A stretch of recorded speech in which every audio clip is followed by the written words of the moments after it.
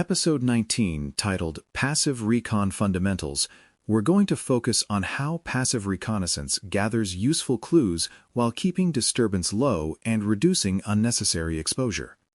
Passive recon is one of the most exam-friendly habits you can develop because it reflects professional discipline. You learn before you poke, you form hypotheses before you commit effort, and you respect boundaries before you create noise. In Pen Test Plus scenarios, passive recon often appears as the best next step when the prompt emphasizes safety, limited permission, or a desire to minimize disruption. It also shows up as a way to narrow options quickly, which matters when time windows are short or when active probing would be risky.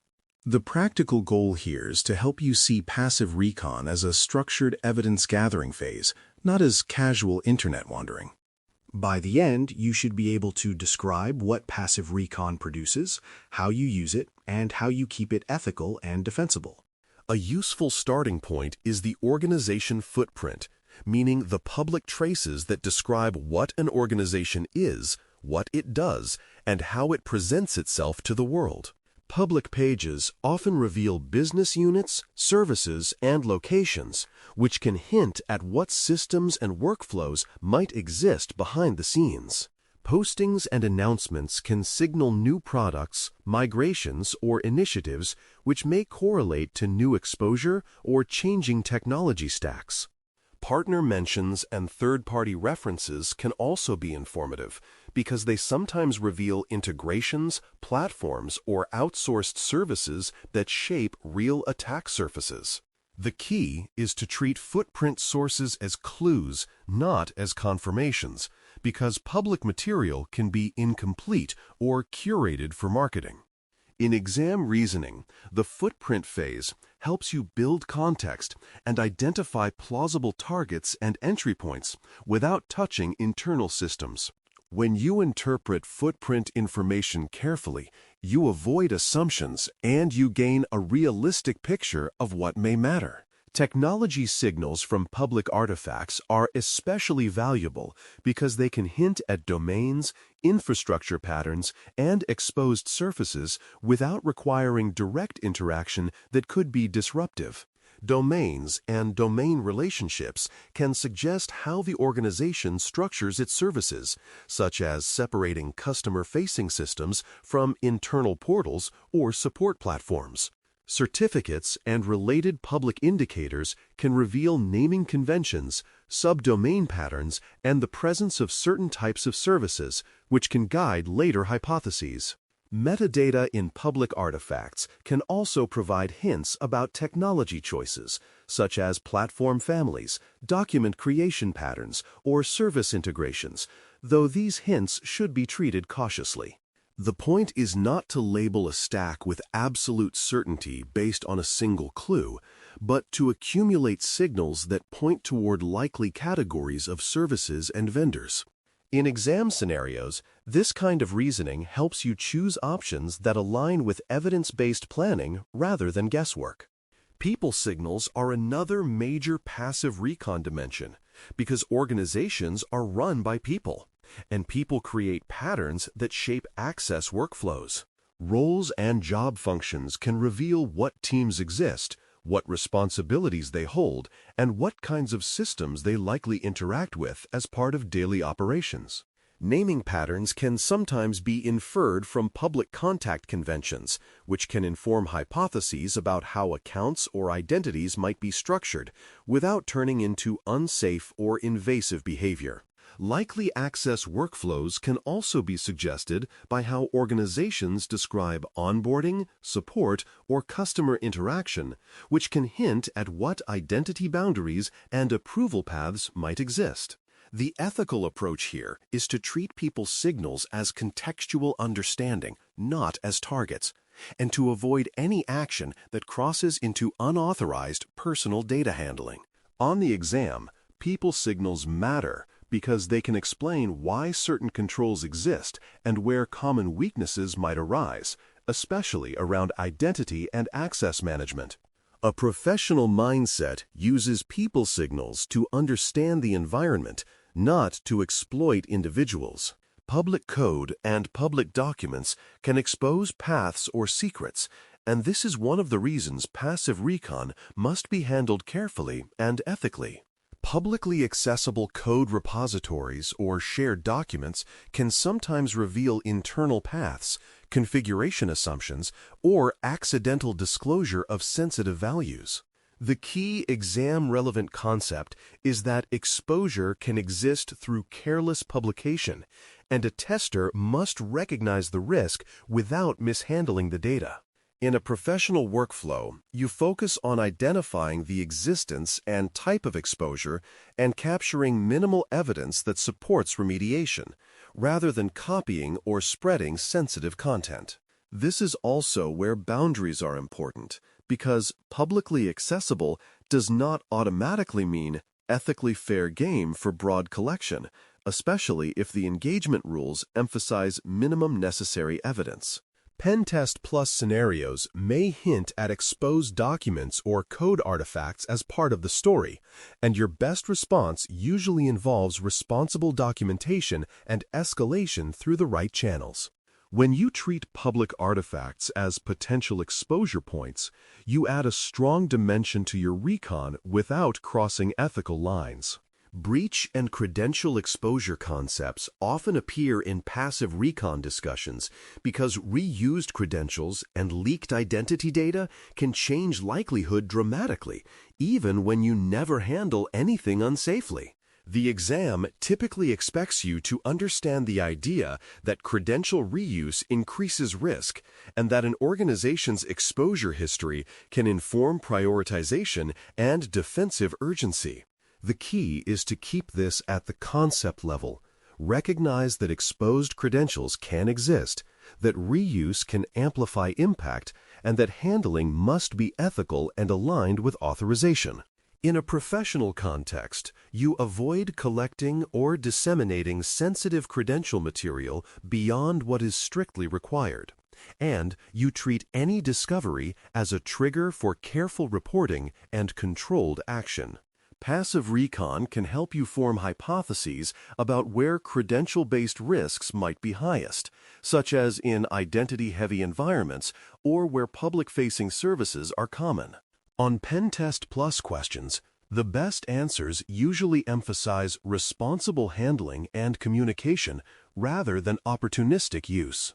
Understanding reuse risk helps you reason about likelihood without turning the engagement into unsafe behavior.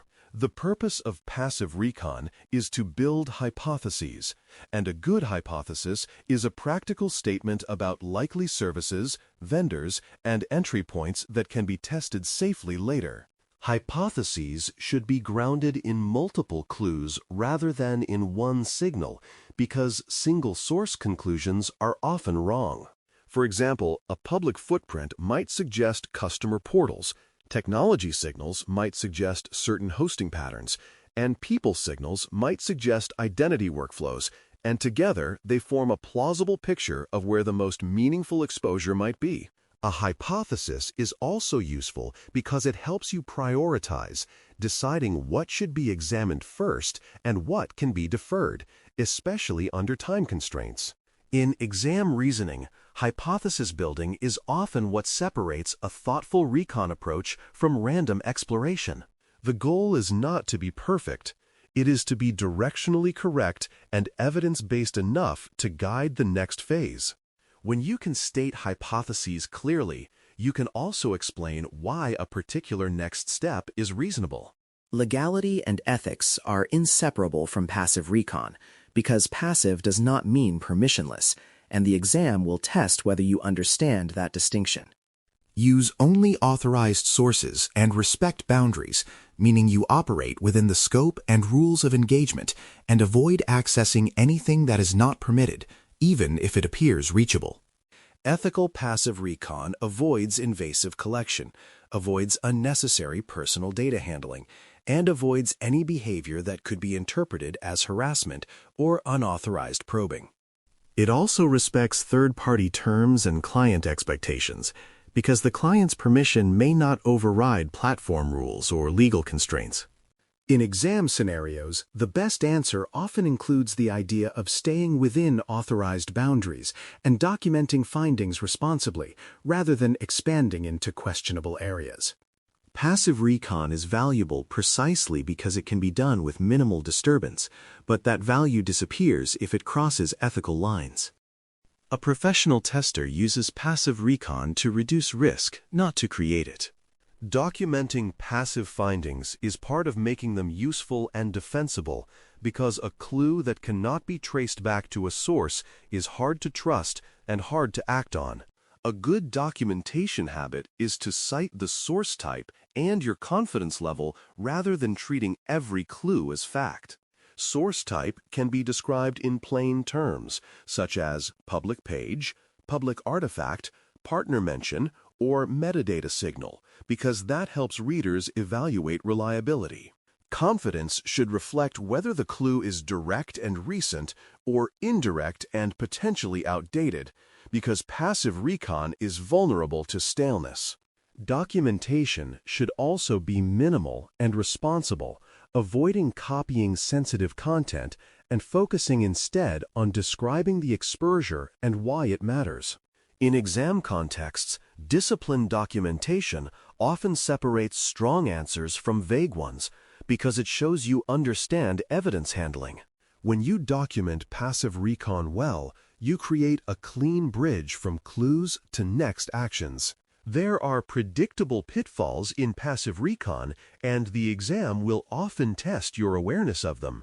Outdated information is one of the biggest traps because organizations change quickly and a public trace can lag behind reality by months or years. Marketing material is another trap because marketing describes what an organization wants to be true, not necessarily what is operationally true, and it can be intentionally vague. Another pitfall is overconfidence, where a tester treats a single clue as definitive, which can lead to wasted effort and wrong prioritization. Passive recon also carries the risk of mistaking third-party references for first-party ownership, which can create scoop confusion if you assume a platform is controlled by the client when it is not. A professional approach uses passive recon to narrow hypotheses, then validates carefully in later phases, rather than treating passive signals as proof. When you remember these pitfalls, you avoid building plans on fragile assumptions.